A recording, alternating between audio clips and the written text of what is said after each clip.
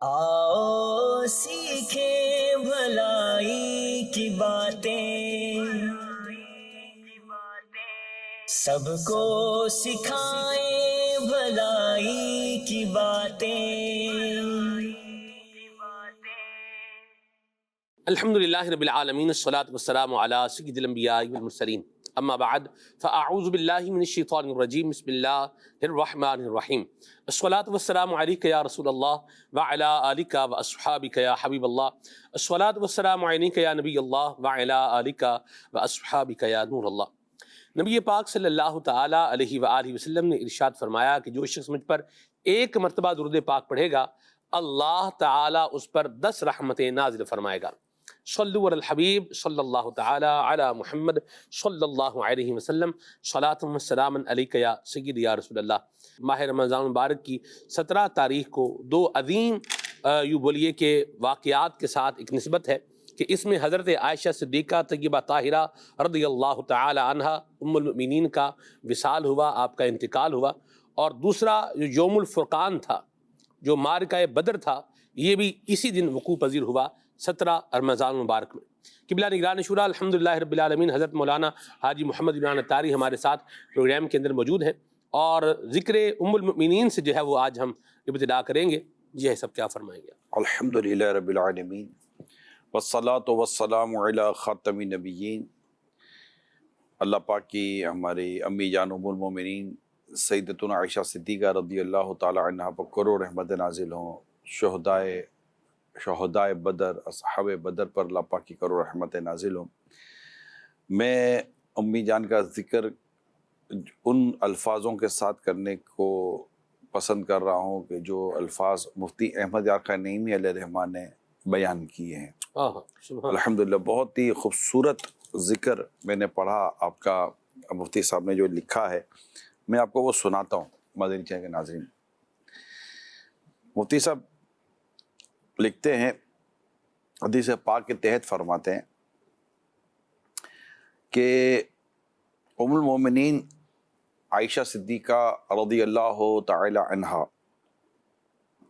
کے فضائل ریت کے ذروں، آسمان کے تاروں کی طرح بے شمار ہیں۔ اتنے فضائل ہیں۔ آپ رب کریم کا تحفہ ہیں جو حضور کو عطا ہوئی، یہ آپ کی فضیلت ہے۔ آپ کی عصمت اور عفت، پاک دامنی کی گواہی خود رب کریم نے قرآن مجید میں سورہ نور میں دی۔ حالانکہ جناب مریم رضی اللہ تعالی عنہا اور حضرت یوسف علیہ السلام کی عصمت یعنی پاک دامنی کی گواہی بچے سے دلوائی گئی، یعنی جو حضرت مریم رضی اللہ تعالی عنہا کے تعلق سے جو بات ہوئی، حضرت عیسیٰ علیہ السلام کی ولادت جو ہوئی، اس کے بعد جو معاملات ہوئے تو جو گواہی کا جو معاملہ تھا پاک دامنی کا، حضرت یوسف علیہ السلام کا جو معاملہ تھا، قرآن کریم میں یہ واقعات ملتے ہیں، اس کی تفاسیر میں بڑی ڈیٹیل ہے۔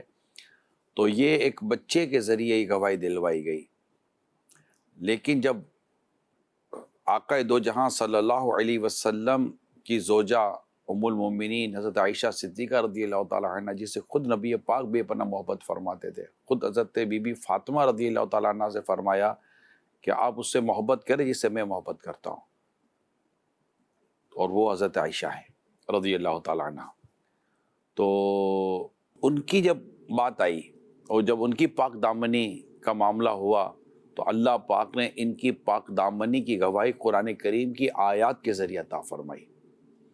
نبی پاک صلی اللہ علیہ وسلم کی احادیث مبارکہ سے بھی بہت کچھ معلوم ہوتا بھی ہے اور مزید معلوم ہوتا بھی، لیکن یاد رکھیے نماز میں حدیث نہیں، نماز میں قرآن پڑھا جاتا ہے، اور قیامت تک جب بھی سورہ نور کی وہ آیتیں پڑھی جائیں گی، آقا کی امت میری امی جان کے رتبے کا خطبہ بیان کرے گی۔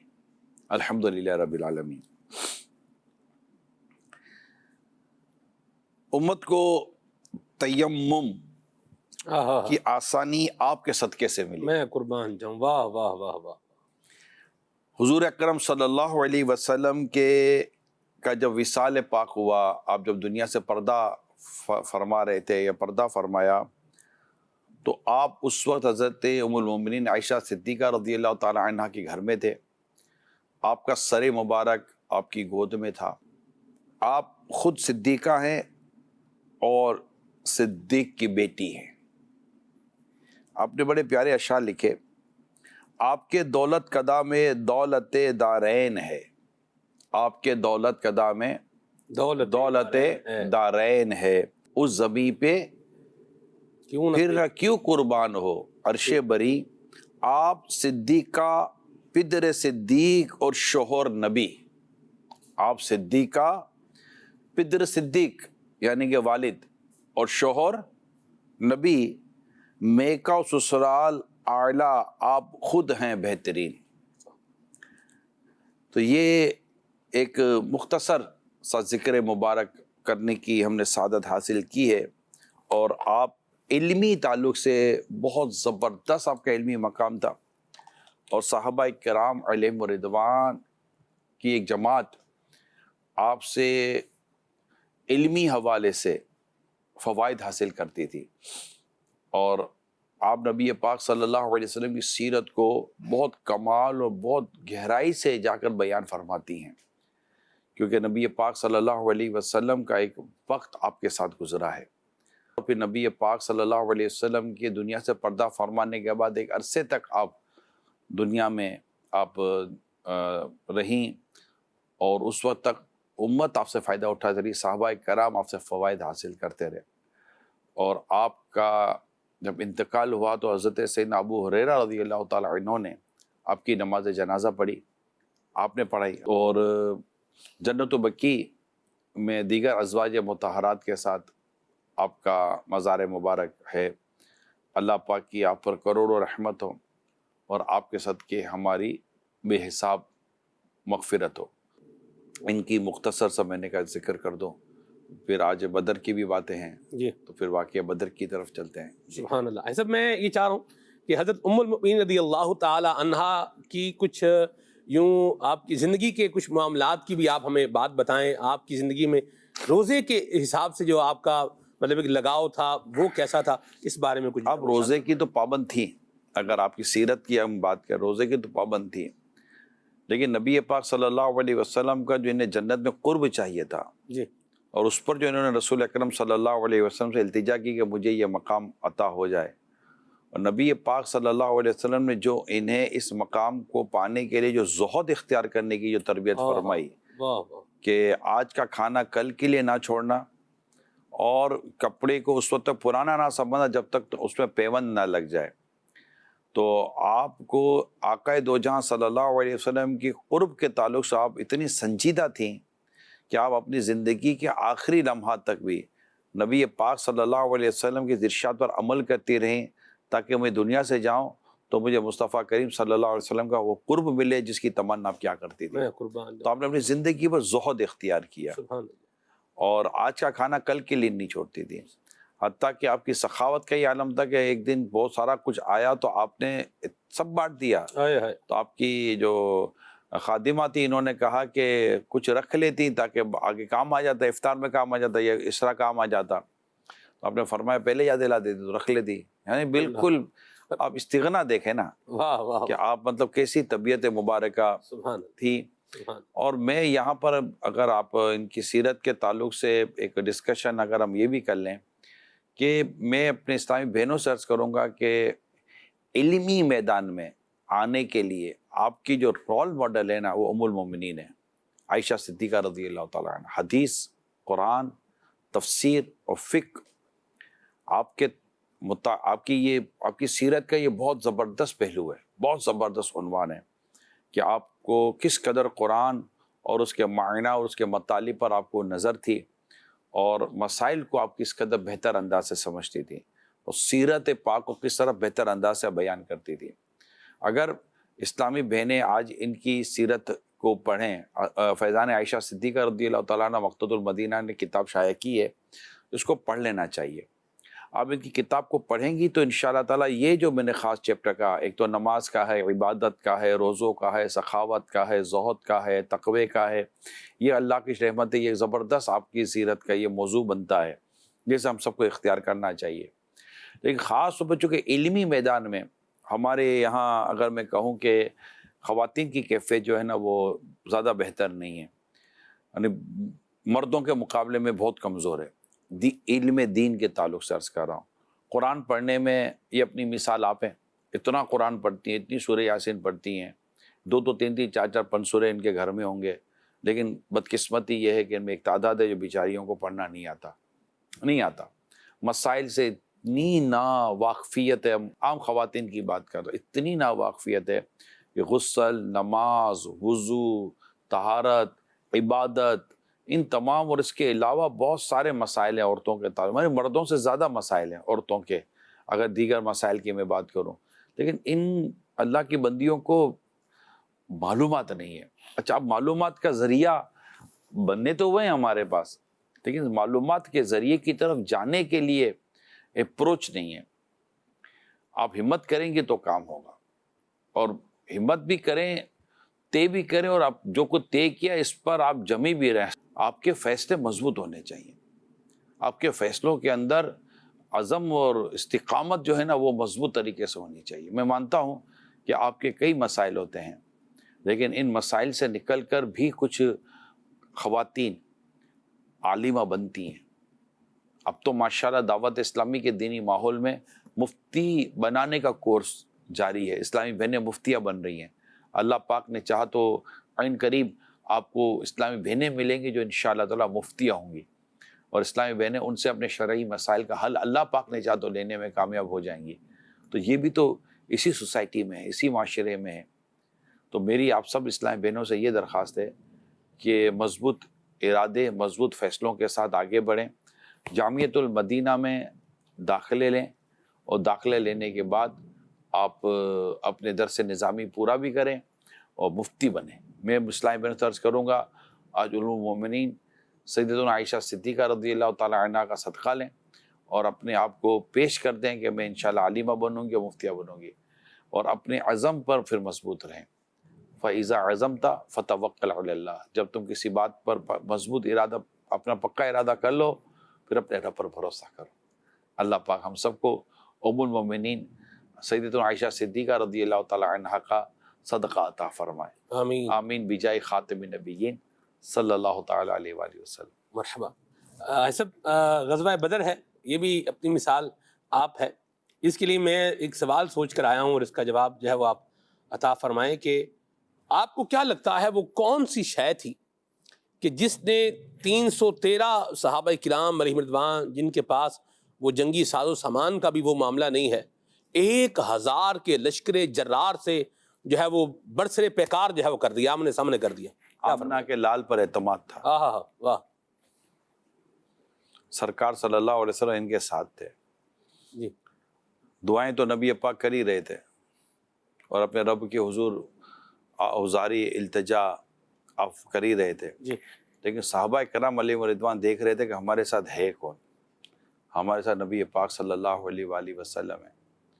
اور نبی پاک صلی اللہ تعالیٰ علیہ وسلم نے جب یہ خبر دی کہ ہو سکتا ہے اب ہمارا ان کے ساتھ مقابلہ ہو جائے، کیونکہ اصل تو مقابلے کے لیے تو نکلے نہیں تھے مدینے سے، لیکن حالات ایسے پیدا ہو گئے کہ پھر وہ جنگ کی کیفیت بنی گئی، اور پھر 313 کا یہ عظیم لشکر مصطفیٰ کریم صلی اللہ تعالیٰ علیہ وسلم کی قیادت میں جب بدر کے مقام پر پہنچتا ہے، اور وہاں کے جب حالات کا جائزہ لیتا ہے، اور سامنے 1000 کا لشکر جرار پوری تیاری کے ساتھ اور پورے ساز و سامان کے ساتھ، اس نیت، اس ارادے کے ساتھ کہ آج ہم انہیں مٹا دیں گے اور ان سے ہم ان کو ختم کر دیں گے، جب یہ اترتا ہے اور انہیں جگہ بھی مضبوط ملتی ہے، اور صحابہ کرام علیہ رضوان کو جگہ بھی کمزور ملتی ہے، ان تمام کیفیات میں تھکن بھی ہے، تلواریں بھی اتنی نہیں ہیں، سواریاں بھی نہیں ہیں، جنگی ساز و سامان بھی نہیں ہے، کیا کریں؟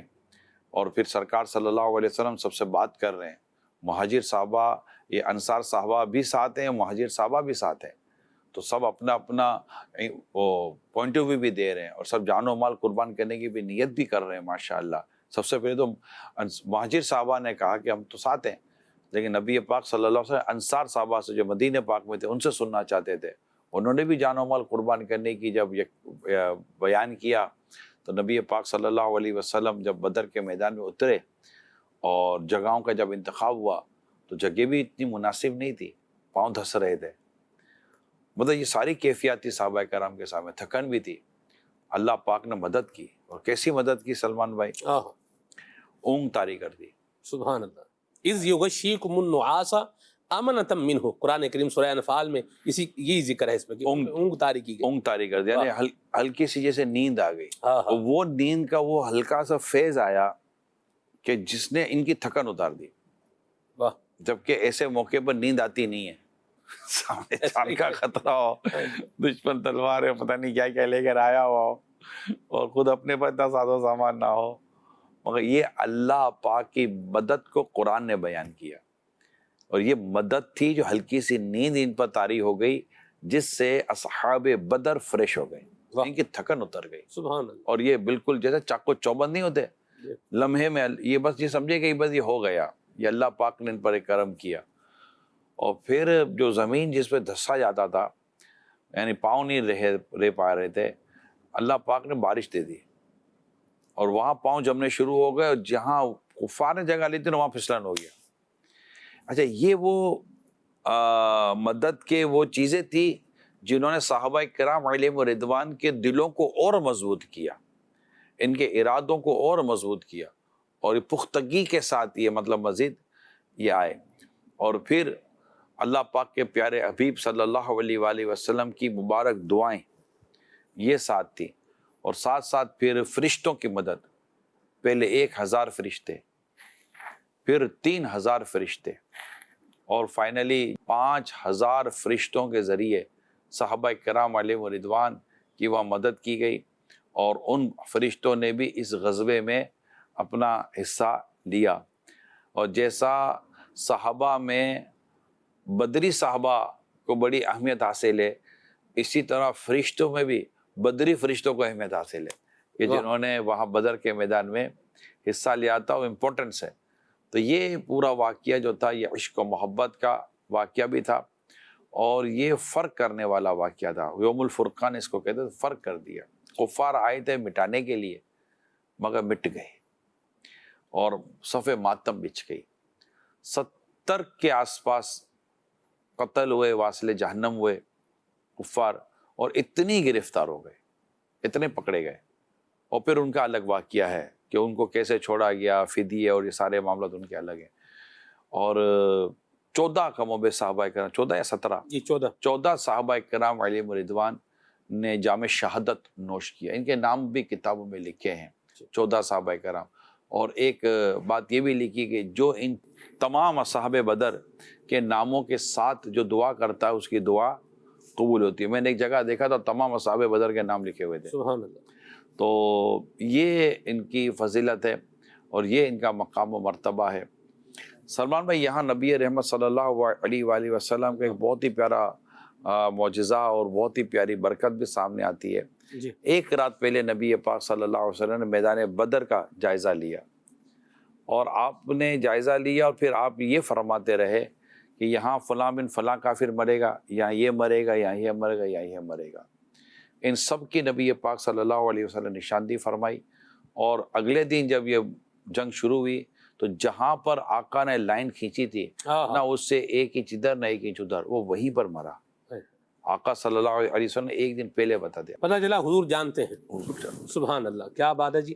اللہ تبارک تعالیٰ ہمیں نبی کریم صلی اللہ تعالیٰ علیہ وسلم کی برکت سے دنیا و آخرت کے امتحانوں میں کامیابی عطا فرمائے اور عافیت و سلامتی عطا فرمائے. ایسے اگر غزوہ بدر کو دیکھا جائے اور اس وقت جو مسلمانوں کا ایک رویہ تھا، اور بالخصوص صحابہ کرام علیہم رضوان کے ساتھ جو ایک معاملہ تھا کہ نبی کریم علیہ السلام پر ان کی جو ایک وارفتگی تھی اور ایک والہانہ انداز تھا، اور آقا کریم صلی اللہ علیہ وسلم کی زبان حق ترجمان سے نکلنے والے الفاظ کے اوپر جو ہے وہ عمل پیرا ہونے کا جو جذبہ تھا، اس کو اگر ہم دیکھیں اور آج کے اگر ہم مسلمانوں کو دیکھیں اور اپنی سوسائٹی کو دیکھیں تو آپ کیا ایڈریس کریں گے؟ اطاعت و فرما برداری تھی.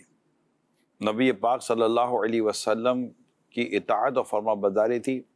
اور حقیقت یہ کہ سرکار دو جہاں صلی اللہ علیہ وسلم کے کہنے پر اللہ کے دین کے لیے، اللہ کے نام پر، پیارے آقا کے نام پر جان قربان کرنے کا والہانہ جذبہ تھا. ایسا مجھے دو باتیں لگتی ہیں. ایک طرف دیکھیں عقل ہے اور بننے کی اپنی جو ہے وہ لاجک ہے، اور ایک طرف جو ہے وہ فرمان رسول ہے، اور ایک طرف چاہت رسول ہے، اور ایک طرف جو ہے وہ نبی اکرم نور مجسم صلی اللہ تعالی علیہ وآلہ وسلم کے قلب مبارک کی جو ایک آرزو ہے، ایک وہ ہے. یعنی عقل یہ کہہ رہی ہے کہ اتنے لشکر جرار ہے، اتنی طاقت کے ساتھ ہے، اتنے ساز و سامان کے ساتھ ہے، ان سے جو ہے وہ لڑو گے تو کیسے بچو گے. لیکن صحابہ کرام علیہم رضوان نے وہاں پر نبی پاک صلی اللہ علیہ وسلم کی بات کو فوکس کر کے اور اس پر عمل کر کے، اور پھر جو ان کا والہانہ انداز ہوتا ہے، تو یہ مجھے یوں لگتا ہے کہ آج ہمارے لیے جو ہے نا وہ غور کرنے کی بات یہ ہے کہ ہم بعض اوقات جو ہے وہ اپنی عقل کو پیمانہ بنا لیتے ہیں، اور دین اسلام کی جو تعلیمات ہوتی ہیں اور نبی کریم صلی اللہ علیہ وسلم کے جو ارشادات ہوتے ہیں، یا جو ویلیوز، جو اخلاق ہمیں یہاں بتائے سکھائے جا رہے ہیں، ان کے اعتبار سے ہم یا تو ڈاواں ڈول ہو جاتے ہیں، یا تذبذب کا شکار ہو جاتے ہیں، یا 50-50 ہو جاتے ہیں. یہ کیا فرماتے ہیں؟ دیکھیے سلمان بھائی، مسئلہ یہ ہے کہ آج جو ہم تک دین پہنچا ہے، جی، وہ دین انہی قربانیوں کے ساتھ پہنچا ہے. صحابہ کرام علیہم رضوان اگر اس وقت نبی پاک صلی اللہ علیہ وسلم کے ساتھ مل کر نہ ڈٹے رہتے جی، تو اس آج ہم کیفیت کیا ہوتی. جی، نمبر ایک، یہی احد کا واقعہ لے لیں، جی، غزوہ احد کا، دیگر واقعات لے لیں، تو آج کے اس پرفتن دور میں اور آج کے دین کے طور پر اگر ہم بات کریں تو صحابہ کرام علیہم رضوان کی قربانیاں گویا کہ ہمیں پکار رہی ہیں کہ اے غلامان رسول، اے عاشقان رسول، ہم نے تو راہ خدا میں جانیں دے دیں جی، اس دین کو بچانے کے لیے، اس دین کی سربلندی کے لیے، اور نبی پاک صلی اللہ علیہ وسلم کی اطاعت و فرما برداری کرتے ہوئے ہم نے تو اپنی جانیں دے دی. بلکہ جو جانیں تو سب دے ہی چکے تھے ایک طرح سے نا، 14 شہید ہوئے، تو ہم تو دے چکے جان. آپ سے اپنا وقت نہیں دیا جاتا، آپ سے ایک وقت کی نماز نہیں پڑھی جاتی، یعنی کہ نماز خوف جی، جو نبی پاک صلی اللہ علیہ وسلم کے پیچھے صحابہ کرام نے پڑھی، یعنی ایسے حالات میں بھی نمازیں پڑھی جا رہی تھی. اور اصحاب بدر جنہوں نے اس طرح والہانہ انداز میں اپنی جان آفرین کی قربان کی، اور اتنی قسمہ پرسی کے عالم میں یہ جو مطلب ساتھ و سامان نہیں تھا، یہ ڈٹے رہے. تو یہ آج کے اس امت کو یہ پیغام ہے کہ آپ آج ہمارا دین تو منا رہے ہیں، لیکن قربانیاں کب دیں گے آپ دین کی خاطر؟ نماز تو پڑھی نہیں جاتی، عبادت تو کی نہیں جاتی، سرکار دو جہاں صلی اللہ علیہ وسلم کے طریقے پر تو آپ سے چلا نہیں جاتا. یعنی جو نہیں چل پا رہے، میں تو ان کو کہہ رہا ہوں کہ آج کا دن ہمیں پکار رہا ہے. دیکھیں، باپ بھی اگر قربانی دیتا ہے نا اور بیٹا اس کی قربانی کی قدر نہیں کرتا، تو باپ بھی کہتا ہے کہ بیٹا کم از کم اپنے باپ کی قربانی کو تو دیکھ، کتنی محنت کی ہے میں نے اس کام کو. صحابہ کرام علیہم رضوان کا وہ عمل جو دین اسلام کی سربلندی کے لیے ہم تک پہنچا، اس کا اب امام حسین رضی اللہ تعالیٰ عنہ کو دیکھیے نا، کربلا کے میدان میں ڈٹ گئے. سامنے پوری ہسٹری تھی نا کہ پیچھے ہوا کہ اس دین کی سربلندی کے لیے، اس دین کی حفاظت کے لیے امام حسین نے اپنی بھی جان دی اور اپنے گھر والوں کی یا ساتھیوں کی بھی جانیں دے دی. تو یہ جو قربانی کا جو سفر ہے، یہ سفر ہے جو میں تو یہ سمجھتا ہوں کہ غزوہ بدر ہم سب کو جھنجھوڑ کر کہتا ہے کہ ہمیں اپنے آپ کو دین اسلام کی ترقی، دین اسلام کی سربلندی اور دین اسلام کے پھیلنے کے لیے ہم سب کو خود کو پیش کرنا چاہیے. کیا قربانی دیں، کیا قربان کریں آج آپ بتائیں؟ دیکھیے، اپنے جو ناجائز قسم کی تمنائیں، خواہشات جو ہمارے دلوں میں رہتی ہیں، پہلے تو ان کو قربان کریں. سب سے پہلے اپنی ناجائز میں جو جائز ہیں، جو مباح ہیں، میں اس کی طرف آپ کو نہیں لے جاتا. فضول، غیر فضول، زیادہ کم، اس بحث میں ہم اس وقت نہیں جاتے. کم از کم اتنی ضرور میں درخواست کروں گا، اللہ پاک مجھے اور آپ کو توفیق دے، آمین، کہ جو خواہشیں ناجائز ہیں، خواہشیں حرام ہیں، جن خواہشوں کی شریعت اور دین نے ہمیں اجازت نہیں دی، ان خواہشات کو، ان تمناؤں کو، ان ارادوں کو، ان افعال کو، ان اعمال کو ہم ون شاٹ ختم کر دیں. آج اصحاب بدر کے صدقے میں ختم کر دیں، ام المومنین کے صدقے میں ختم کر دیں کہ نہیں آج نہیں. جیسے کہ جو خواتین بے پردگی کرتی ہیں اور دین اسلام کے تعلق سے عمل نہیں کرتی، آج ان کو عزم کرنے کا دن ہے کہ آج بی بی عائشہ کا صدقہ لیں اور وہ اپنے آپ کو اس طرف لے کر آ جائے گا۔ وہ ہمیں اور ہمارے اسلام کی تعلیمات ہیں، مرد اسلام میں لے آئیں کہ بس آج اصحاب بدر کے صدقے میں ہم بھی نیت کرتے ہیں کہ ہم اپنی تمام تر غیر شرعی چیزوں کو ترک کر دیں گے اور اسلام و دین کی سربلندی کے لیے کام کریں گے۔ دوسری بات جو بلندی آپ نے کیا کریں، سلمان بھائی نبی پاک صلی اللہ علیہ وسلم فرمایا بلغوا عنی ولو آیا، پہنچا تو میری طرف سے اگرچہ ایک ہی آیت ہو۔ دین اسلام کی سربلندی کے لیے قربانی دی گئی اور نبی پاک صلی اللہ علیہ وسلم کا میدان بدر میں وہ اللہ کی بارگاہ میں التجا کرنا، یا اللہ اگر آج یہ سارے مٹ گئے تو زمین پر تیری عبادت کرنے والا کوئی نہ ہوگا۔ اللہ پاک کی عبادت کا آپ نے ذکر کیا تو اللہ پاک نے مدد فرمائی، تو دین اسلام کو باقی رکھنے کے لیے اللہ پاک کی عبادت کا معاملہ بیان کیا گیا۔ تو یہ ساری چیزیں ہمارے سامنے کہ ہم عبادت کی طرف آئیں، ہم اللہ پاک کے دین کی حفاظت کی طرف آئیں۔ اس وقت اگر میں تھوڑا سا میں یہی بات کرنے جا رہا تھا، تھوڑا سا اگر آپ مجھے اس معاملے میں اور میں کہنے کی کوشش کروں، کیا آپ کو نہیں لگتا کہ دین اسلام کے تعلق سے اس وقت کس قدر چیزیں غلط طریقے سے پھیلائی جا رہی ہیں، لا دینیت اگر میں کہوں کس قدر بڑھ رہی ہے، اور اسلام و دین کے جو بنیادی عقائد و نظریات ہیں ان سے ہٹانے کی کس قدر مسلمانوں کو کوشش کی جا رہی ہے، اور جو ہمارے اسلامک ویلیوز تھی، جو ہمارے اقدار تھے، جو ہماری اپنی تہذیب ہے، جو ہمارا اپنا ایک کلچر ہے، اسلامک کلچر جس کو کہتے ہیں، اس کو تو مٹانے کی کوشش کیے ہوئے زمانہ ہو گیا، اور مسلمان کس قدر پیچھے ہٹ گئے۔ نہ ہمارا لباس ہمارے پاس رہا، نہ ہمارا انداز ہمارے پاس رہا، نہ ہماری چیزیں ہمارے پاس رہیں، اور بالکل ہماری چیزیں تبدیل ہو چکی ہیں۔ بلکہ بدقسمتی یہ ہے کہ کتنے مسلمان ہیں جنہیں اپنے اسلام و دین کے طریقے پر چلنے میں فخر محسوس ہوتا ہے، اور کتنے مسلمان ہیں جنہیں غیروں کے طریقے کو اختیار کرنے میں فخر محسوس ہوتا ہے۔ اب غور کر لیں کہ ہم مطلب کہ اپنی زندگی کے جو بھی شب و روز کے معاملات ہیں، لباس سے لے کر غذاؤں تک، کھانے پینے کے انداز سے لے کر شادی بیاہ خوشی غمی تک، ہمارے زندگی میں کتنی ایسی باتیں آئی ہوئی ہیں جن کا تعلق ہمارے اسلام و دین کی بنیادی تعلیمات سے ہٹ کر ہے۔ ایون کہ سلام سے تو مسلمان دور ہو گیا، اور اب good morning, good evening, good afternoon پر آ چکا۔ تعلیمات کی کمی ہے، بچوں میں تعلیمات کی کمی ہے۔ آج غزوہ بدر کے موقع پر ہم یہ بناتے دن ہے کہ تاکہ ہمارے سامنے ہمارے بزرگوں کی، ہمارے اکابرین کی، ہمارے صحابہ اور پیارے آقا صلی اللہ علیہ وسلم کی قربانیاں ہمارے سامنے ذکر ہوں، کہ انہوں نے کس طرح اپنی جانیں قربان کی، اور کس طرح بھوک پیاس میں اور کیسی کیفیت میں انہوں نے اللہ کی راہ میں انہوں نے لڑے، اور اللہ پاک نے انہیں فتح و نصرت عطا فرمائی۔ اور آج مسلمانوں کو وہ فتح و نصرت عطا ہوئی کہ جب تک انشاءاللہ دنیا رہے گی، مسلمان 17 رمضان کو یہ یوم الفتح، یوم الفرقان یہ مناتے چلے آئیں گے کہ اس دن اللہ پاک نے خوب مدد فرمائی اور مسلمانوں پر، صحابہ کرام پر بے حد لطف و کرم فرمایا، اور کفار انتہائی ذلیل و رسوا ہوئے، انتہائی ذلیل و رسوا۔ کیا ارمان لے کر آئے تھے، کیا ارمان تھے، اور مٹ گئے۔ ایک اور بات، آج کے حالات کے تحت بھی کہیں نا تو مسلمان کئی چیزوں میں کمزور ہے، اور ہم کہتے ہیں یار فلاں یوں ہے، فلاں یوں ہے، فلاں یوں ہے۔ اگر ایمان مضبوط ہونا تو پھر کوئی کچھ نہیں کر سکتا انشاءاللہ، اور اگر ایمان کمزور ہونا تو پھر تو بہت مشکل ہے۔ آپ یاد کر لیں میرے پیارے اسلامی بھائیو، ایمان کی جو کمزوری ہے نا، یہ ہمارے لیے انتہائی تباہ کن ہے۔ ایمان کی کمزوری کی وجہ سے شیطان ہمیں طرح طرح کے ہیلے بہانے دلا کر ہمیں اکساتا ہے اور اپنے رب کی نافرمانی کروا دیتا ہے۔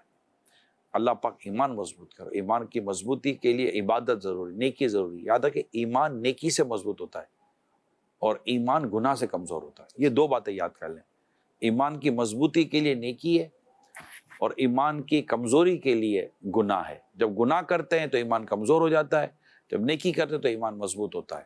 اب ہم دیکھیں کہ ہم نے اب تک کی زندگی میں اپنے ایمان کو کتنا کمزور کیا ہے اور اپنے ایمان کو کتنا مضبوط کیا ہے۔ درست فرمایا سب. میں ایک اور عنوان بھی لینا چاہ رہا ہوں کہ آج کل جیسے ہر چیز کے لیے میں نے پچھلے سوال میں بھی ایک اس کا جو ہے کلو دیا تھا کہ لوگ جو ہے وہ عقل کا ترازو لے کر بیٹھے ہوئے اور ہر شے کو عقل کے ترازو میں جو ہے وہ تولنا چاہ رہے ہیں. اس پر آپ کی رائے کیا؟ دیکھیں عقل کو مائنس تو نہیں کیا جا سکتا، لیکن عقل کو سرکار صلی اللہ علیہ وسلم کے احکام کا غلام ہونا چاہیے. واہ.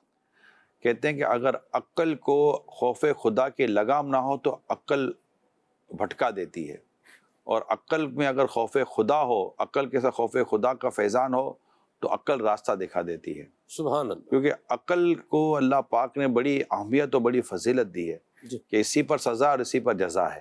عقل کے تعلق امام غزالی رحمۃ اللہ تعالیٰ علیہ نے عقل کو بہت وضاحت کے ساتھ ایحاء العلوم میں بیان کیا ہے اور عقل کی بڑی اہمیت بیان کی ہے. جی. تو ہم عقل کو یوں تو نہیں کہہ سکتے، لیکن بے خطر خود پر آتش نمرود میں عشق عقل محو تماشا لب و بام ابھی. تو ہے نا کہ عقل کو تنقید سے فرصت نہیں، عشق پر اعمال کی بنیاد رکھ. تو عقل کو یکسر آپ مائنس نہیں کر سکتے، لیکن عقل کو سرکار صلی اللہ علیہ وسلم کے قدموں میں رکھیں، واہ. نمبر ایک. اور عقل کو خوف خدا کے ساتھ مزین کریں. اب جو عقل راستہ دکھائے گی نا، اب جو عقل کی پروازیں ہوں گی، اب جو عقل دنیا میں آپ کو انوکھا مقام دلائے گی، اس کا معاملہ ہی کچھ اور ہوگا. اب چونکہ عقل ہماری اس طرح پر کام نہیں کرتی، عقل نے کسی اور کی عقلوں کو قبول کر لیا، تو ہماری عقل نظر آ رہا چلی گئی. ہے کچھ چیزیں ہیں وہ دکھائی دے رہی ہیں، نظر آ رہی ہیں، سمجھ آ رہی ہیں، اٹریکٹ کر رہی ہیں، بڑی مطلب گلیمرائز ہیں، بڑی گلوریفائی ہیں. تو اٹریکشن تو ان کی طرف جو ہے وہ ہو ہی رہا ہے اور آپ نے اس پوائنٹ کو لے بھی لیا. اصل میں اٹریکشن تو ہو رہا ہے، لیکن یہ دیکھنا ہے جیسے کہتے ہیں نا کہ عقل مندی یہ ہے. نبی پاک صلی اللہ علیہ وسلم نے عقل مندوں کی جو نشانی بیان کی ہے، ان میں ایک نشانی یہ بیان کی کہ موت سے پہلے موت کی تیاری کرے. اس کو آقا نے عقل مند فرمایا ہے. جی. تو عقل کے لیے یہ ضروری ہے کہ موت سے پہلے موت کی تیاری کرے. پھر عقل کے لیے یہ ہے کہ جتنا دنیا میں رہنا ہے اتنی دنیا کی تیاری کرے، جتنا آخرت کا سفر اتنا آخرت کی تیاری کرے. تو یہ تو عقل کے تقاضے ہیں ہی، یہ تو عقل کے لیے معیار تو بنایا گیا ہے. لیکن اب اگر ہم اپنی عقل کا اس طرف استعمال ہی نہیں لا پا رہے اور اپنی عقل کو اپنی نفس کے تابع کر دیا، نفسانی خواہشات کے تابع کر دیا، عقل پر نفس امارہ جب غالب آ گئی ہے تو پھر عقل کے پاس وہ چیز ہی نہیں رہی ہے. یہ اتنا بڑا جو ہمارا جوہر ہے یہ کتنا ضائع ہو رہا ہے، اس کی تو میں کیا، یہ تو پورا موضوع ہی الگ ہے عقل کے تعلق سے کہ عقل کیا ہے، اس کی اہمیت کیا ہے، عقل کا استعمال کیا ہے اور عقل کی ڈائریکشن کیا ہونی چاہیے. دیکھیں یہی عقل ہے، ہمت ہے، جرت ہے اور اپروچ ہے. یہ چیزیں جب نیگیٹو ہوتی ہیں تو اس کو چور و ڈاکو بنا دیتی ہیں. جی. اس میں بھی صلاحیت ہے، اس میں بھی ہمت ہے، اس میں بھی جرت ہے، صحیح، اس میں بھی کام کرنے کا ایک وہ ہے، ڈرتا ورتا ہے نہیں. جی. لیکن یہی عقل اگر پازیٹیو راستہ اختیار کر لے تو کہاں کے کہاں پہنچا دیتی ہے، اسلام کے لیے، دین کے لیے، اور خود اپنی دنیا اور آخرت کو درست طریقے چلانے کے لیے عقل بہترین راستے دکھا دیتی ہے. ایسا ایک آؤٹ آف کنٹیکسٹ سوال ہے معذرت کے ساتھ. ایک جملہ بولا جاتا ہے عقل بڑی یا بھینس، آپ اس کے بارے میں کیا کہیں گے؟ آپ یا کچھ کہیں گے بھی کہ نہیں کہیں گے، یہ تو آپ ہی بتائیں گے. یہ بولنے کی بات ہی نہیں ہے عقل بڑی یا بھینس، پتہ نہیں کیوں اس کا کہا جاتا ہے. اصل تو مطلب کہ یہ مثال ہی دی گئی ہے کہ عقل کی اہمیت بیان کی گئی یہاں پر کہ دیکھنے میں تو بھینس بڑی ہوتی ہے لیکن عقل ہوگی تو دودھ نکالے گا نا. کیا بات ہے، مرحبا. اور ایک یہاں پر ایک چلو جب دودھ اور بھینس اور آؤٹ آف کانٹیکسٹ کی بات چلی ہے تو چلے میں ایک ناظرین کو ایک بڑی دلچسپ بات بیان کر دیتا ہوں. ایک باپ نے اپنے بیٹے کو کہا کہ بیٹا جب تم بڑے ہو جاؤ گے نا تو تمہیں ایک بات بتاؤں گا. اب وہ بیٹا کہنے لگا ابو اب کب بتائیں گے؟ تو بیٹا اب اور بڑے ہو جاؤ. ابو کب بتائیں گے؟ بیٹا تھوڑے اور بڑے ہو جاؤ. ابو کب بتائیں گے؟ بیٹا پھر اور بڑے. اب بیٹا تھوڑا سمجھدار ہو گیا اور ایک ذمہ داری جیسے اس کو دی جا سکتی ہے تو کہا کہ ابو اب تو بتا دیں. کہا بیٹا بتا تو، لیکن اپنے بھائیوں کو بھی نہیں بتا رہا. اب دیکھو باپ کی حکمت عملی. اب وہ خاص بات بتانے جا رہے تھے. کہا ابو جی اب بتائیے کیا ہے؟ کہ بیٹا بیٹھو توجہ سے سنو. گائے نا بیٹا دودھ نہیں دیتی. گائے دودھ نہیں دیتی. بیٹے کو حیرت ہوئی, ابو گائے دودھ نہیں دیتی؟ ہاں بیٹا, گائے دودھ دیتی نہیں ہے, گائے سے دودھ نکالنا پڑتا ہے. اچھا. اب یہ کہہ کر باپ نے, اب یہ چونکہ عقل بڑی بھینس یہ سارا کام کیا نا انہوں نے, یہ کہہ کر باپ نے بیٹے کو عقل کی بات بتا دی کہ بیٹا یوں پیسے برستے نہیں ہیں, پیسے کمانے پڑتے ہیں. کام چل کر آتا نہیں ہے, کام کے پاس چل کے جانا پڑتا ہے. یعنی اسے ایک عقل کی بات کر کے اس کے اندر ایک احساس ذمہ داری پیدا کر دیا کہ بیٹا کچھ کرنا ہے تو محنت کرنی پڑے گی, محنت کرتا ہے تو دودھ نکلتا ہے ورنہ دودھ نہیں نکلتا. یوں کر کے ان کو سمجھانے کی کوشش. اب آپ نے عقل بھینس گائے سب لیے تو میں نے کہا چلے ایک کام کی بات ناظرین تک پہنچا دو. ویسے یہ گفتگو کرنی چاہیے آپس میں بیٹھ کے, فلسفہ مطلب لوگ جو ہے وہ لے کے بیٹھے ہوئے. مجھے یاد ہے سب بچپن میں جب ہم جو ہے وہ اسکول میں پڑھتے تھے تو ایک جو ہے نا ہمارا ڈیبیٹ کمپٹیشن تھا, تو اس میں یہی موضوع تھا, عقل بڑی یا بھینس, اور پازیٹیو بھی تھا اور نیگیٹو بھی تھا. یعنی ایک پوری تقریر تھی دلائل کے ساتھ اور اس میں یہ ثابت کیا گیا تھا عقل بڑی ہے, اور ایک پوری تقریر تھی اور اس میں دلائل کے ساتھ یہ ثابت کیا گیا تھا کہ بھینس جو ہے یہ بڑی ہے. چلے میں بدر پہ چلوں. جی آ جاؤ. اچھا میں بدر پر آتا ہوں. مجھے بدر کا ایک اور واقعہ بڑا سبق آموز ملتا ہے جو میں چاہتا ہوں آج آپ تک پہنچاؤں. جی. نبی پاک صلی اللہ علیہ وسلم جب بدر کے میدان میں پہنچے نا تو آپ نے ایک مقام پر قیام فرمایا, اس کو پڑاؤ کہتے ہیں. ایک صحابی رضی اللہ تعالیٰ عنہ حاضر ہوتے ہیں. اب دیکھیے نبی پاک صلی اللہ علیہ وسلم اور صحابی کی ڈسکشن. حاضر ہو کہتے ہیں یا رسول اللہ صلی اللہ علیہ وسلم, جہاں آپ نے بھی قیام فرمایا ہے یہ وحی پر مبنی ہے یا جنگی تدبیر ہے؟ یعنی آپ کو اللہ کا حکم ہے کہ آپ یہیں رکیں؟ تو نبی پاک صلی اللہ علیہ وسلم نے کچھ یوں فرمائی, جنگی تدبیر کے تحت ہم نے یہ جگہ کا انتخاب کیا ہے. تو عرض کی یا رسول اللہ اگر اس کی جگہ پر اس جگہ کا انتخاب کریں گے تو پھر انہوں نے اس کے وہاں پر فرق اور فوائد بیان کیے. آقا صلی اللہ علیہ وآلہ وسلم نے جب ان کی بات سنی تو آپ نے پسند کی اور آپ نے اس کی جگہ وہ جگہ کا انتخاب کر لیا کہ وہ جگہ پر اب چلتے ہیں. اور بارش ہوئی اور وہاں فائدہ بھی ہوا تھا. میں نے جب یہ واقعہ پڑھا تو ایک تو صحابہ کرام کے عشق رسول پر قربان جاؤں کہ بات کرتے وقت کس قدر لفظوں کا انتخاب ہے ان کا. یا رسول اللہ یہ جو عمل ہے یہ اس کی وجہ کیا تھی, اور پھر بات کرنے کی گنجائش اور بات کرنے کی اجازت. اور آقا صلی اللہ علیہ وسلم کا مقام یہ ہے کہ آپ نے اپنے صحابہ کرام کی طرف بات کرنے کی گنجائش رکھی تھی. اس کو کہتے ہیں اسپیس, کہ آپ اسپیس دیتے ہیں.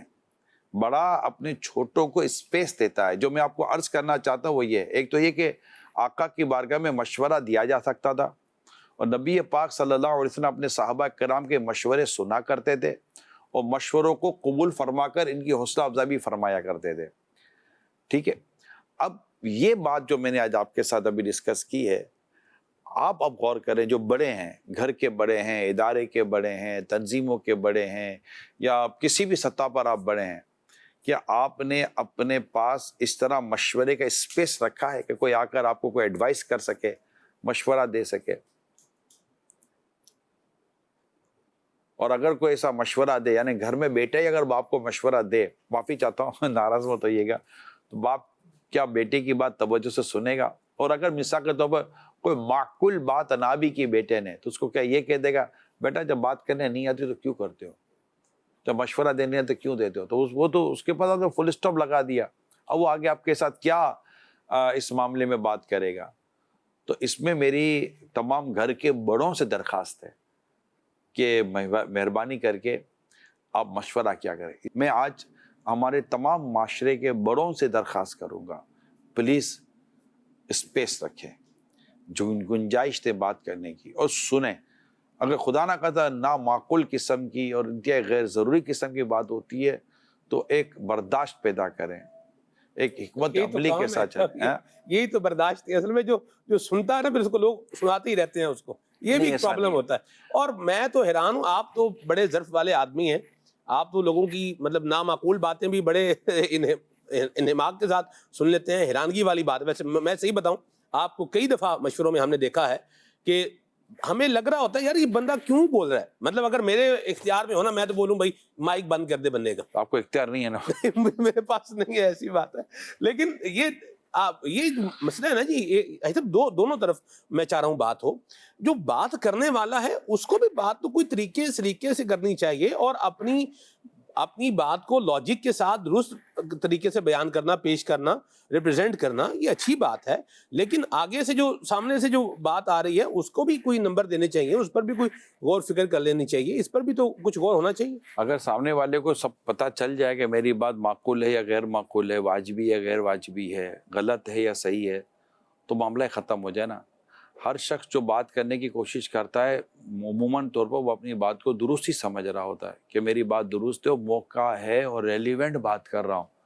لیکن اب وہ آپ کی بات ہونے کے بعد جب جواب جائے گا تب پتہ چلے گا نا وہ ریلیونٹ ہے یا ریلیونٹ نہیں ہے. میں صرف یہ عرض کرنا چاہتا ہوں کہ جو اس وقت ہمارے معاشرے میں ایک جنریشن گیپ ہم نے بنا لیا ہے، بڑے چھوٹوں کی بات سن نہیں رہے ہوتے اور چھوٹے اپنی بڑوں کی بات سمجھ نہیں رہے ہوتے. یہ دو چیزیں ہیں. آپ بات سمجھ رہے ہیں جی؟ یعنی بڑوں میں یہ پرابلم آ گیا کہ وہ اپنے چھوٹوں کی بات سننے کو تیار نہیں ہے، اور چھوٹوں میں یہ پرابلم آ گیا وہ اپنے بڑوں کی بات سمجھنے کے لیے تیار نہیں ہے. اگر یہ چیز ختم ہو جائے نا کہ آپ ان کی سنیں اور پھر ان کو سمجھا دیں، اگر ان کی بات درست ہے، ہر بات غلط تو یہ نہیں ہو سکتا. بعض اوقات بات درست ہوتی ہے، کوالیفیکیشن ہے، معاشرہ ہے، ایک ایڈوانس ٹیکنالوجی ہے، اور بہت ساری چیزیں جو ہماری جنریشن میں وہ ہیں جو شاید وہ ہمارے اس وقت ہم میں نہیں تھی. تو ہم اس چیز کو تھوڑا سمجھنے کی کوشش کریں.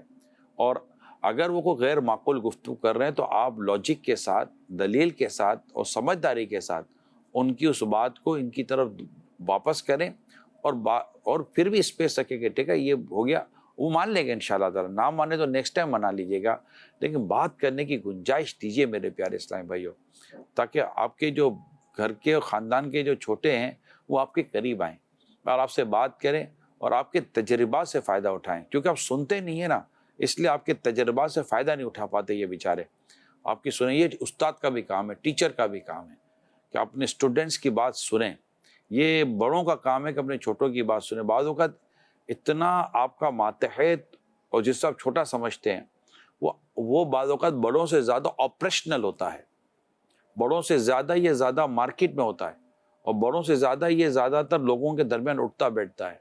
ہمارے ساتھ یہ معاملہ ہوتا ہے کیونکہ ہمیں یہ خود پرسنلی، جیسا ابھی سلمان بھائی نے کہا، مجھے پرسنلی اس کا ایکسپیرینس ہے. اور اگر میں کہوں کہ مطلب بہت سارے لوگوں میں اٹھنا بیٹھنا ہے تو اگر ہم ماہانہ بنیادوں پر یا 2 ماہ کی بنیادوں پہ جائیں تو شاید ہو سکتا ہے آپ کہہ سکتے ہیں کہ کئی لوگوں میں اٹھنا بیٹھنا ہو، ہزاروں لوگوں میں. اور مطلب ماہ رمضان میں بھی جاری ہے ہمارا مطلب اٹھنا بیٹھنا. یہاں جو آتے ہیں پھر اسلام آباد لاتے ہیں. کل رات بھی میرا ایک سلسلہ تھا، اس میں جو لوگ آئے تھے انہوں نے اپنی اپنی رائے دی، اپنے اپنے مشورے دی، اپنی اپنی باتیں رکھی، سب کچھ رکھا. دعوت اسلامی یہ بھی کرے، یہ بھی کرے، ماشاء اللہ سبحان اللہ یہ ہو رہا ہے، we are part of the organisation وغیرہ سب ہوتا رہا. مگر وہ اپنی رائے بھی دیتے رہے، اور رائے لینے کے بعد پھر ہم ان کو رپلائی بھی کرتے رہے کہ یہ چیز ہے، یہ یوں ہے، یہ یوں ہے. تو یہ طرح کی جب ڈسکشنز ہوتی ہیں تو وہ آپ کو گرو کرتی ہیں، آپ کو آگے لے کے جاتی ہیں. آپ کو کچھ ان سے سمجھنے کا موقع ملتا ہے، ان کو کچھ آپ سے سمجھنے کا موقع ملتا ہے. اگر آپ بھی تالا لگا کر بیٹھ جائیں گے اور وہ بھی تالا لگا کر بیٹھ جائیں گے تو یہ نہیں ہو. ہاں کوئی خدا نہ خدا آیا ہے بحث کرنے کے لیے، یا یہ سوچ کر آیا کہ میں نے ماننی نہیں ہے، میں نے اپنی بات کرنی ہے. وہ لا نسلم والی اگر تربیت لے کر آتا ہے کہ میں نہیں مانتا، تو اب ہم نہیں مانتے، تو اب ہم نہیں مانتے کا تو کوئی حل ہی نہیں ہے. حل ہی نہیں ہے. لا نسلم، ہر بات پہ لا نسلم، ہر بات پہ لا نسلم کہتا رہے گا، ہم نہیں مانتے، ہم نہیں مانتے. تو بھائی نہیں مانتے تو پھر یہ نہیں ہوتا. آدمی سمجھنے اور بات پہنچانے، ایک تو ویسے مشورہ ہی لے کے جانا چاہیے، لیکن اولاد جو ہے نا، اولاد آپ سے صرف مشورہ نہیں کرتی، اولاد آپ سے کچھ مطلب کہ کچھ کرنا چاہتی ہے، اور وہ کرنے کے لیے آپ سے آپ کی رائے بھی لینا چاہتی ہے اور آپ سے آپ کا سپورٹ بھی مانگنا چاہتی ہے. تو میرا مشورہ یہ ہے کہ آپ ان کے اوپر شفقت کریں اور انہیں پیار اور محبت سے سمجھائیں. اگر خدا نہ خواستہ وہ تھوڑا غلط جا رہے ہیں تو اس کو اس غلط راستے سے روکنے کا بھی، غلط راستہ اختیار نہ کریں، اس کو غلط راستے سے روکنے کا درست راستہ اختیار کریں. مرحبا. انشاءاللہ آپ کو فائدہ ہوگا. ایسے ایک بات بنائیں سر، یہ جو باتیں سننے کا آپ میں ایک حوصلہ ہے اور بعض اوقات تقریر بھی آپ بندہ تقریر موڈ پر آ جاتا ہے اور بالکل آؤٹ آف وے جا کے بول رہا ہوتا ہے اور آپ اس کو بڑے حوصلے سے اس کو دیر تک بول رہے ہوتے ہیں. ہاں جی ایسی بات. میں تو بتا رہا ہوں ہم تو جی چاہتے ہیں کہ مائک بند کر دیں لیکن وہ نہیں ہوتا اس طرح سلسلہ. آپ میں یہ کیسے آپ نے اپنے اندر اس چیز کو پیدا کیا؟ کسی کو دیکھ کر آ گیا, کسی کو دیکھ کر آ گیا, اس کو دیکھ کر آ گیا کہ جب یہ اتنے بڑے ہو کر یہ کر رہے ہیں تو ہمیں تو ویسے ہی بنتا ہے کہ ہم دیکھیں, تو بس جی انہیں دیکھ کر آ گیا. یہ اسی طرح ہوتا ہے. مگر میں نے اچھا پہلے مجھے بھی یہ ہوتا جو آپ کو فیل ہوتا ہے, لیکن اب میں دیکھ رہا ہوں یار وہ بول رہا ہے نا, اس کو پوری بات کر لینے دو. امیر سنت اس کو بھی بڑی صبر و حمت و برداشت کے ساتھ سن رہے ہوتے ہیں, وہ بات پوری کر رہا. ہاں یہ ضرور ہے کہ بات کرنے والے کو ہمیشہ سوچ کر کرنا چاہیے میں بات کر کس سے رہا ہوں, مطلب میری مختصر سی بات ان کی سمجھ میں آ جائے گی. مطلب آپ جس سے جیسے امیر سنت سے اگر کوئی بات کرنے جاتا ہے تو میری اپنی سوچ ہوتی ہے کہ وہ دیکھ لے کہ وہ ایک عقل مند, تجربے کار, بزرگ اور جہاں دیدہ اور بہت ہی اپروچیبل پرسنالٹی کے ساتھ یہ اگر ڈسکشن کر رہا ہے تو اس کو بہت زیادہ اپنی بات کو وضاحت کرنے اور کھولنے کی ضرورت نہیں ہے. یعنی کہ جب آدمی تجربے کار ہو جائے نا تو بات کی ابتدا میں سمجھ آ جاتی ہے. یعنی ڈاکٹر کا تجربہ کار ہو تو مریض کی کھانسی سمجھا دیتی ہے کہ بھائی یہ اس کو پرابلم ہوا کیا ہے. کیا بات. اب مریض بھلے فائلیں کھولتا رہے اپنی, لیکن ڈاکٹر تو اس کی شروع کے ایک آدھ منٹ میں سمجھ جاتا کہ اس کا میٹر ہے کیا. تو بعض اوقات تجربات انسان کو بہت کچھ سکھا دیتے ہیں. تو جب بھی آپ اپنے کسی بڑوں کے پاس جا کر بات کریں تو وہاں پر کوشش تو سب سے پہلے کریں کہ آپ اپنی بات کو پہلے مینیج کر لیں, ریپیٹ نہ ہو. یعنی بعض اوقات بندہ گھبراہٹ میں یا غیر اختیاری طور پر بہت چیزیں ریپیٹ کر رہا ہوتا ہے, بار بار یہ بھی ریپیٹ کر رہا ہوتا ہے. آپ سمجھ رہے ہیں نا میں کیا کہنا چاہوں. بات وہ کہتے ہیں یار میری سمجھ پر آپ کو کیا وہ کوئی شک و شبہ ہے کہ بار بار آپ میری سمجھنے کا امتحان لے رہے ہوتے ہیں کہ آپ سمجھ رہے ہیں. یہ پھر مختصر سی بات ہو تو انشاءاللہ امید ہے کہ اچھا ہو جائے گا انشاءاللہ. آپ کا ویسے کوئی تقیہ کلام تھا؟ جیسے آپ نے کہا بعض اوقات ایک ہی بات کو بار لوگ ریپیٹ کر رہے ہوتے ہیں, تو تقیہ کلام ہوتا ہے نا, جیسے جون سا, جو کہ, یا کہ, چونکہ, چنانچہ, اور پھر بعض سینٹینس جو ہے وہ یہ بعض اوقات بندے کو خود نہیں پتا ہوتا ہے, کوئی اور توجہ دلاتا. آپ میری توجہ دلا دیں. ہم نے تو کوئی ایسا آج تک سنا ہی نہیں آپ تقیہ کلام جب بار بار کرتے ہو. تو یہ بعض اوقات جو کر رہا ہوتا ہے نا اس کو یعنی مطلب یہ کچھ ورڈ ہوتے ہیں جو وہ ہیلپنگ ورب کے طور پر یوز کر رہا ہوتا ہے, اس کا سمجھے کہ یہ سینٹینس پورا ہی نہیں ہو رہا ہوتا اس کے بغیر, مگر یہ خود ایک غیر شعوری طور پر یہ اس کے ساتھ یہ بات ہوتی ہے کہ اس کی زبان پر وہ لفظ باقاعدہ ایک پریکٹس کے طور پر چڑھ چکے ہوتے ہیں. تو یہ توجہ کچھ سننے والا دلاتا ہے. سننے والا بتائے گا کہ آپ طویل کر رہے ہیں, کیونکہ بولنے والے کو تھوڑی ہوتا ہے کہ میں لمبی کر رہا ہوں. وہ بولتا ہے یہ میں مطلب اس کو تسلی نہیں ہو رہی تھی اپنی بات کے اوپر سے, تو اس کی یہ تفہیم ضروری ہوتی ہے کہ آیا آپ اس بات کو کیسے, اچھا آپ جو کہتے ہیں یار آپ مختصر کرتے تو اس کو نہیں سمجھ میں آئے گی. آپ اس مختصر کیسے کرتے آپ اس کو یہ سمجھا دیں تاکہ آئندہ کے لیے پھر وہ مختصر کرنے کا اس کو میتھڈ ملے گا. لوگوں کا وہ میتھڈ نہیں ہے مختصر کرنے کا. میں باقاعدہ ایک سبجیکٹ پڑھ رہا تھا, مجھے بیان کرنا تھا, وہ تھا class manners of etiquettes in class room.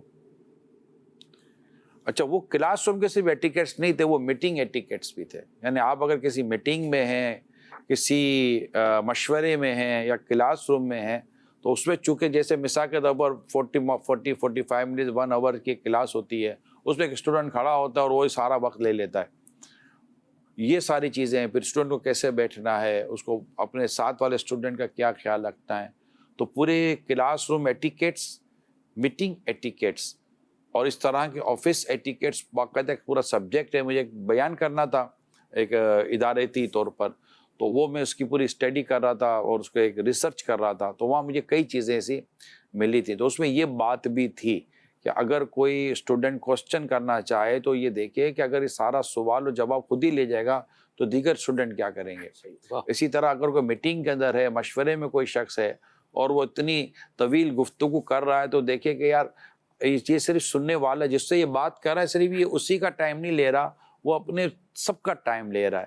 اور بعض اوقات لوگ اسی طرح کیونکہ اگر سننے والا اگر مثال کے طور پر اگر اس کو اللہ نے ظرف دیا ہے اور وہ آپ کی سن بھی لے, اب بیچ میں سے کوئی اچھا یہ بھی ہوا ہے ٹوک دیتے بیچ اس کو روک دیتے. تو مجھے باقاعدہ میں نے کہا یار اب اس کے بعد پوری کر لینے دو, وہ بات پوری کر, وہ اس کی بات پوری نہیں ہوگی تو پھر دوبارہ الف سے چلے گا. ٹھیک ہے, اب وہ دوبارہ چلے گا, نہیں میری بات پوری نہیں ہوئی, میری بات سنیے. اچھا اب وہ وہاں سے ٹو بھی کنٹینیو نہیں کرے گا, وہ اپنی وہ پہلی قسط کو بھی دوبارہ ریپیٹ کرے گا. پہلے نشر مقرر چلے گا, اس کے بعد نئی قسط چلے گی.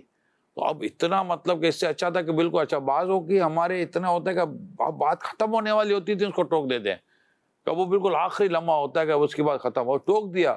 اب اس کو وہ نہیں اس کو سمجھ آئے تو وہ دوبارہ چلے گا, نہیں میری بات پوری سنیے, اب پوری سنائیے. تو یہ چیزیں ہوتی ہیں. اللہ پاک بس ہمیں سنت کے مطابق جینا نصیب فرمائے. آمین آمین. جاتے جی جاتے جاتے میں کاٹ دی میں نے بات, معاف کیجیے گا, آپ پوری کر لیں. نہیں اب جاتے جاتے چلو کر لو.